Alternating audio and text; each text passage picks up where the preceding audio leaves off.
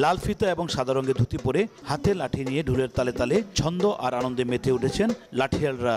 বিভিন্ন শারীরিক কসরত আর কলা কৌশল দেখিয়ে মাতিয়ে রাখছেন সবাইকে। নানা বয়সের লাঠিয়ালদের অংশগ্রহণে মুখর ব্রাহ্মণবাড়িয়া শহরের ধীরেন্দ্রনাথ দত্ত বাসা চত্বর।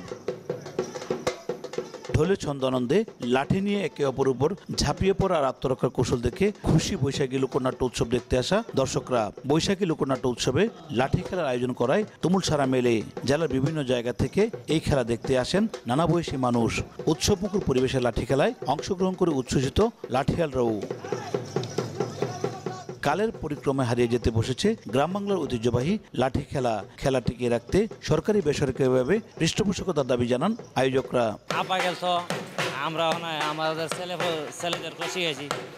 আমরা অনেক বছর ধরে, 50-60 বছর ধরে খেলাধুলা হইতাছে। নতুন প্রজন্মকে আমরা একটা দল তৈরি করছি এবং এদেরকে আরো প্রশিক্ষণ দিতে হবে। প্রশিক্ষণটা দিতে গিয়ে শিল্পকলা একাডেমি এবং সরকারের সার্বিক সহযোগিতা চাই। ঐতিহ্যবাহী এই খেলা সম্পর্কে তরুণ প্রজন্মকে জানাতে ও সংস্কৃতিকে ধরে রাখতেই এ ধরনের আয়োজন বলে জানান জেলা শিল্পকলা একাডেমির কালচারাল অফিসার। পড়াশোনার পাশাপাশি মানে যে সংস্কৃতি চর্চা, এই সংস্কৃতি চর্চাটাকে আরো বেশি বেগবান করার জন্য এই লোকনাট্য উৎসবগুলো করা অত্যন্ত জরুরি। জেলার বিভিন্ন স্থানে 30-এর অধিক লাঠিয়াল অংশ নেন এই প্রদর্শনী খেলায়।